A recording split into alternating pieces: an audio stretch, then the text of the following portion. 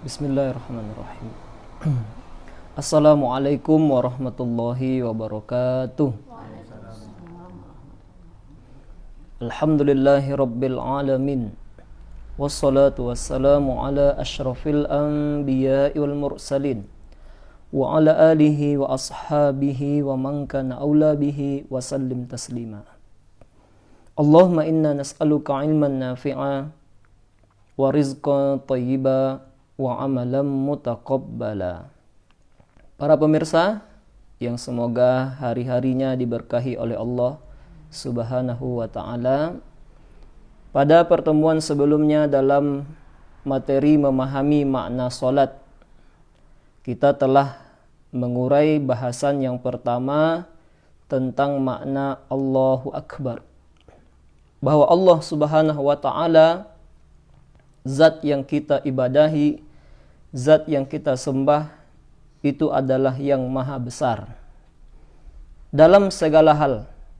Namanya, sifat-sifatnya, perbuatannya, setiap yang terkait dengan Allah itu maha besar. Berbicara tentang ampunan, maka siapakah yang memiliki ampunan yang paling besar? Maka itulah Allah Subhanahu wa ta'ala. Berbicara tentang memberi rezeki, siapakah zat yang maha pemberi rezeki yang paling terbesar? Itulah Allah Subhanahu wa ta'ala. Berbicara tentang ampunan, siapakah ampunannya yang paling besar? Itulah Allah Subhanahu wa ta'ala. Nah, makna inilah yang harus kita tancapkan di dalam hati, khusus ketika kita mengerjakan salat, baik dalam takbiratul ihram maupun dalam takbir-takbir intikal atau takbir-takbir perpindahan. Jadi mengagungkan Allah, meresapi makna tidak ada sesuatu apapun yang lebih besar kecuali Allah Subhanahu wa ta'ala. Nah, para pemirsa, setelah kita bertakbir, khususnya takbiratul ihram di dalam salat, maka bacaan berikutnya yang kita lafazkan adalah membaca doa iftitah. Iftitah berasal dari bahasa Arab, fataha. Allah Subhanahu wa ta'ala berfirman, idza jaa nasrullahi wal fath. Apabila kemenangan dan pembukaan. Jadi makna dari doa iftitah adalah doa sebagai pembuka. Karena inilah doa yang pertama kali yang kita baca di dalam salat. Nah, tahukah kita bahwa doa-doa iftitah ini atau doa istiftah ini banyak diajarkan oleh Nabi sallallahu alaihi wasallam. Tidak satu dua, banyak sekali doa-doa iftitah ini.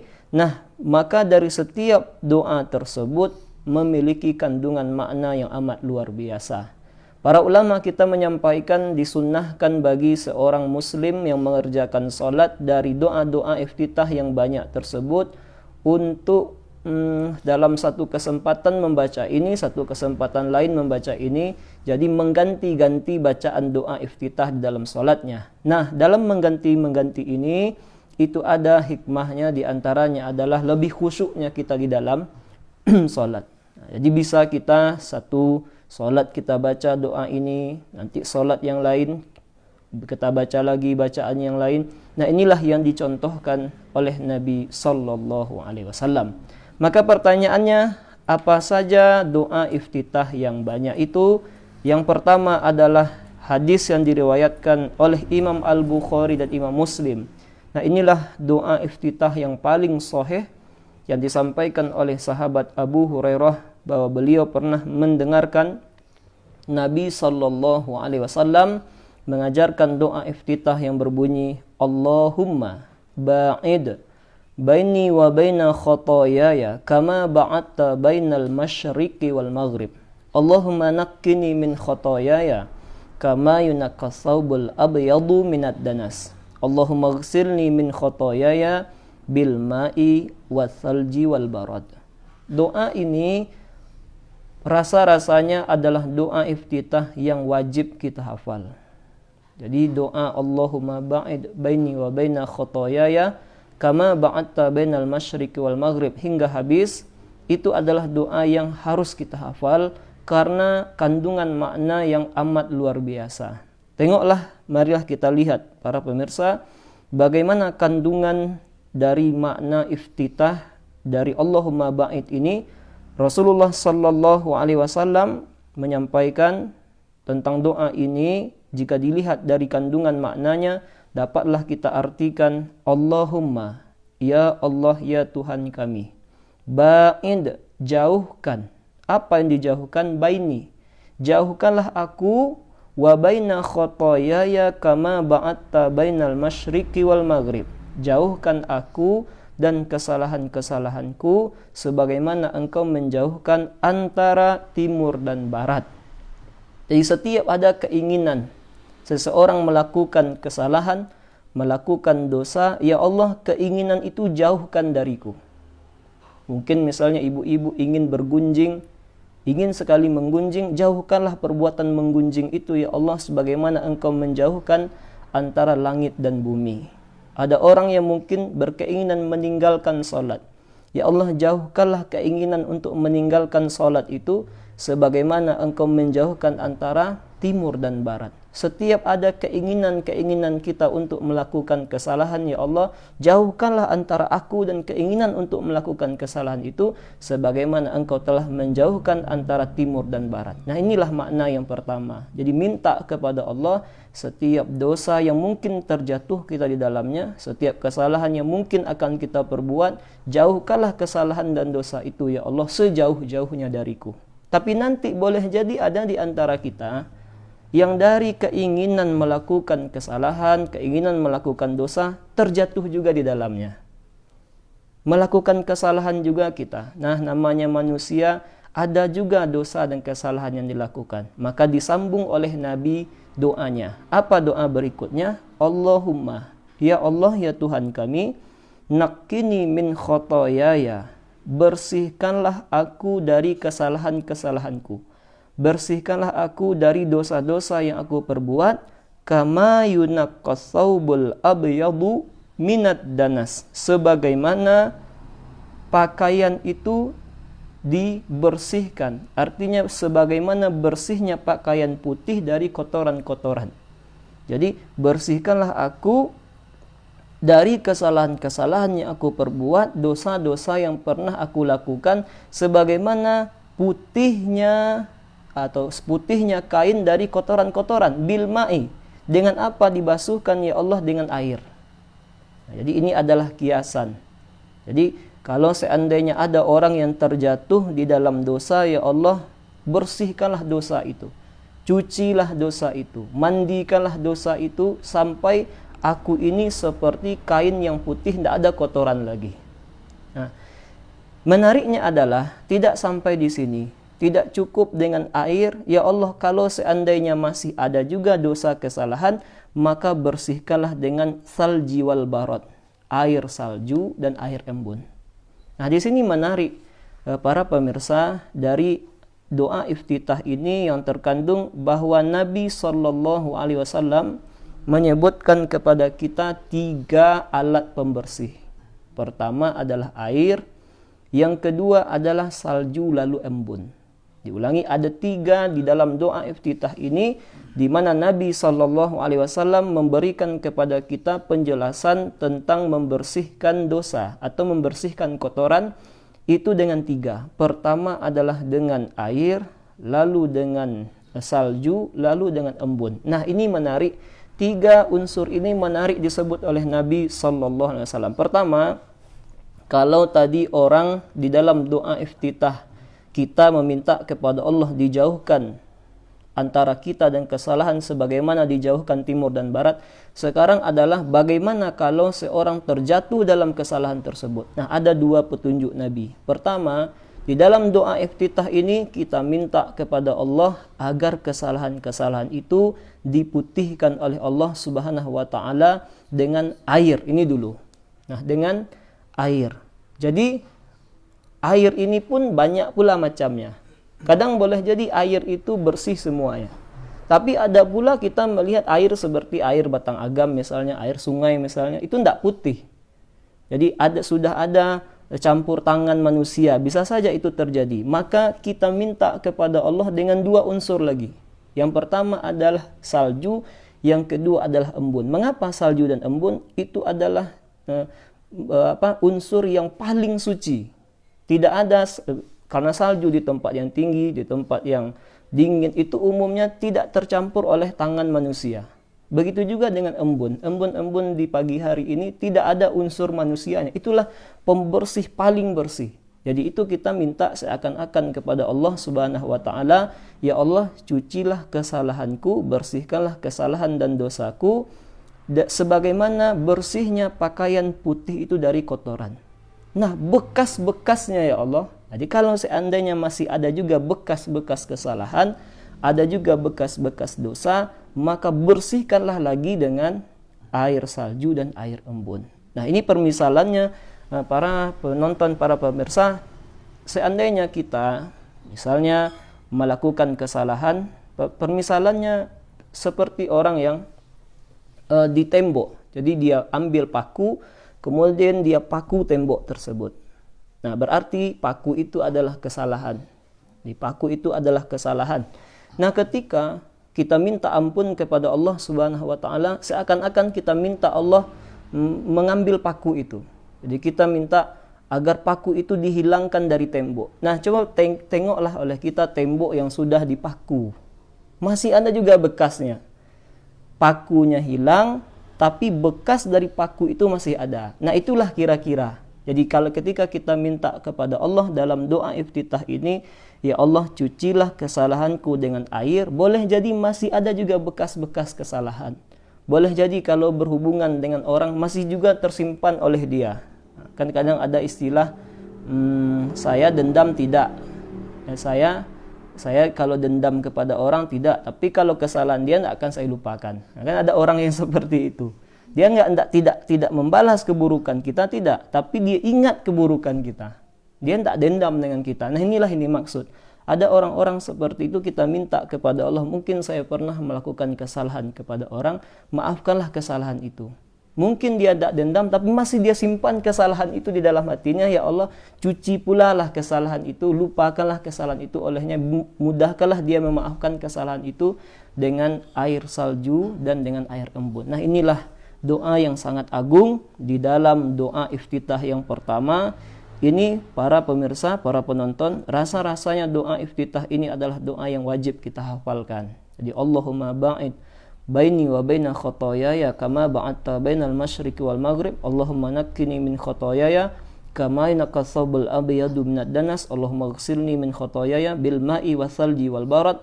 Ya Allah, jauhkanlah antara diriku dan di antara kesalahan sebagaimana Engkau menjauhkan antara timur dan barat.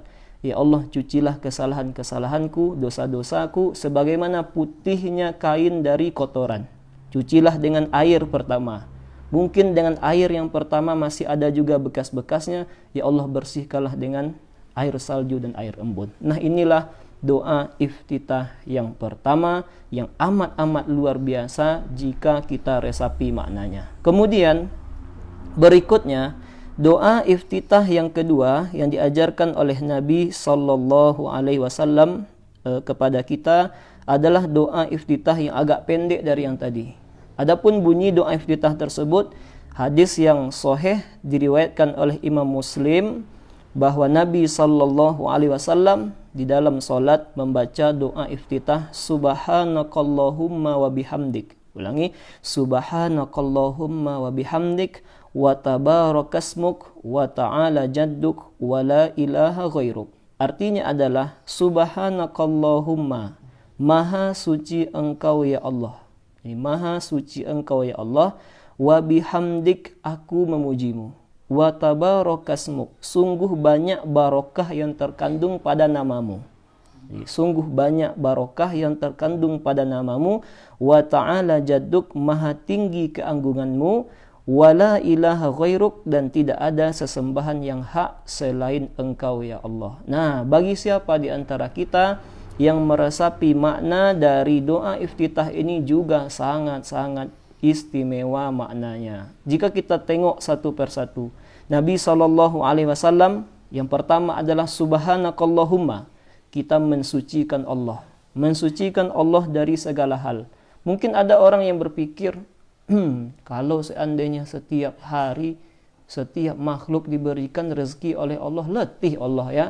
Maka subhanakallahumma, maha suci Allah dari pikiran kita yang seperti itu. Letih tidak Allah ya? Maka Allah tidak letih. Apakah kalau seandainya begitu, ada ndak ya kalau kita kan siang bekerja, nanti malam tidur? Ada ndak ya Allah itu tidur? Maka Allah subhanahu wa ta'ala suci dari setiap kelemahan-kelemahan yang kita pikirkan selama ini tentang Allah. Inilah makna yang pertama, subhanakallahumma. Nah, ada pula orang mungkin nanti yang berpikir Allah itu lupa enggak ya? Tidak. Allah tidak pernah lupa. Maha suci Allah dari setiap kekurangan-kekurangan yang dipikirkan oleh seorang hamba. Nah, yang kedua, selain bacaan subhanakallahumma, kita pun memuji Allah. Wa bihamdik, subhanakallahumma wa bihamdika, subhanakallahumma wa bihamdika. Kalau tadi penyucian, sekarang memuji Allah subhanahu wa ta'ala. Terpujilah Allah dari nama-namanya, terpujilah Allah dari sifat-sifatnya, terpujilah Allah dari perbuatan-perbuatannya. Dan perbuatan Allah itu adil. Allah subhanahu wa ta'ala tidak akan memberikan balasan terhadap orang-orang yang tidak melakukan perbuatan. Allah hanya akan memberikan balasan kepada orang-orang yang melakukan sebuah amal dan perbuatan. Dan kaedahnya sangat jelas sekali para penonton. Siapa di antara kita yang melakukan kebaikan, dilipat gandakan pahalanya oleh Allah menjadi 10 kali lipat. Dan siapa yang melakukan kesalahan, hanya akan dibalas dengan 1 kesalahan itu saja. Inilah maha terpujinya Allah. Pantaslah seorang hamba memuji Allah karena Allah sangat baik kepada dirinya. 1 kesalahan hanya dibalas dengan 1 kesalahan itu. 1 keburukan hanya dibalas oleh 1 keburukan itu. Tapi kalau kita lakukan kebaikan, dilipat gandakan pahalanya oleh Allah menjadi 10 kali lipat. Maka sungguh keterlaluan sekali seorang hamba kalau nanti amal buruknya lebih berat daripada amal baiknya. Jadi sangat keterlaluan sekali seorang hamba ketika dia nanti di akhirat, setelah Allah lipat gandakan kebaikan menjadi 10 kali lipat, keburukan hanya sekali saja balasannya, ternyata di akhirat nanti masih besar juga, masih berat juga timbangan keburukannya dibandingkan kebaikannya. Berarti 11 keburukan yang dia lakukan, 1 kebaikan yang baru dia lakukan. Berarti itu timbangannya. Jadi dia buat keburukan 11 kali, dia hanya buat kebaikan sekali saja. Masih berat juga keburukannya. Kira-kira begitulah perumpamaannya. Makanya Nabi SAW menyampaikan, wa bihamdik, maha terpuji engkau ya Allah. Sungguh terpuji karena engkau sangat baik kepada hamba-hambamu ya Allah. Kemudian setelah subhanakallahumma bihamdik wa tabarakasmuk, segala keberkahan, segala yang berkah-berkah itu terkandung dalam namamu. Setiap yang berkah-berkah itu terkandung di dalam namamu. Karena memang demikian, tidak akan berkah sesuatu kecuali dengan nama Allah subhanahu wa ta'ala. Contoh sederhana, kita menyembelih ayam. Pertama, bismillah. Kita sembelih ayam, halal ayam itu. Sekarang dengan sembelihan yang sama, tidak kita sebut nama Allah, maka haram ayam tersebut. Inilah barokah. Makanya ini banyak diantaranya, kita kalau seandainya makan, minum, baca bismillah. Dan terkandung keberkahan di dalam nama Allah subhanahu wa ta'ala. Begitu juga wa ta'ala jadduk, dan maha tinggi keagunganmu ya Allah. Maha tinggi engkau ya Allah. Allah subhanahu wa ta'ala memiliki sifat ketinggian. Tidak ada sesuatu yang lebih tinggi selain Allah subhanahu wa ta'ala. Ini pula lah yang juga kita baca nanti di sujud. Subhana rabbiyal a'la wa bihamdi. Maha suci Allah yang maha tinggi. Maha suci Allah yang maha tinggi. Wa ta'ala jadduk, maha tinggi keagunganmu ya Allah. Dan doa iftitah yang kedua ini ditutup oleh Nabi, wala ilaha ghairuk. Dan ya Allah, tidak ada sesembahan yang berhak diibadahi, yang berhak disembah ya Allah, kecuali Engkau ya Rabbana. Nah inilah para penonton, para pemirsa dimanapun berada, kita bahas baru 2 macam doa iftitah. Yang pertama tadi Allahumma ba'id, kemudian yang kedua adalah subhanakallahumma bihamdik wa tabarakasmuk wa ta'ala jadduk wa la ilaha ghairuk. Ternyata 2 ini saja sungguh besar makna yang terkandung di dalamnya. Artinya kalau seandainya kita tahu setiap makna-makna yang kita baca di dalam solat, alangkah indahnya solat yang kita baca. Dibayangkan saja kita baca Allahumma ba'id tadi, ya Allah jauhkanlah antara diriku dan kesalahanku, sebagaimana engkau menjauhkan antara timur dan barat, cucilah kesalahan-kesalahanku tersebut dengan air, dengan salju, dengan air embun. Seakan-akan kita mengucapkan kepada Allah, ya Allah tadi solat subuh aku lakukan pagi hari ya Allah, sekarang aku lakukan solat zuhur, panjang sudah waktu yang aku lakukan, sudah aku lakukan pekerjaan ini itu ya Allah. Maka kalau ada kesalahan yang aku lakukan di antara subuh sampai zuhur yang aku lakukan ini ya Allah, maka jauhkanlah kesalahan itu sebagaimana engkau menjauhkan antara timur dan barat. Cucilah kesalahan-kesalahan yang aku lakukan itu ya Allah dengan air, dengan salju dan embun. Begitu pula nanti sholat asar. Ya Allah, seandainya ada di antara zuhur dan asar aku lakukan kesalahan ya Allah, maka jauhkanlah kesalahan itu sebagaimana engkau menjauhkan antara timur dan barat, dan makna-makna berikutnya. Nah, demikianlah bahasan kita pada pertemuan yang kedua dalam memahami makna salat, baru masuk pada dua doa iftitah yang diajarkan oleh Nabi sallallahu alaihi wasallam. Mudah-mudahan bahasan pada kesempatan ini bermanfaat bagi kita semua. Kita tutup dengan doa kafaratul majlis. Subhanakallahumma bihamdik, asyhadu an la ilaha illa anta astaghfiruka wa atubu ilaik. Assalamualaikum warahmatullahi wabarakatuh.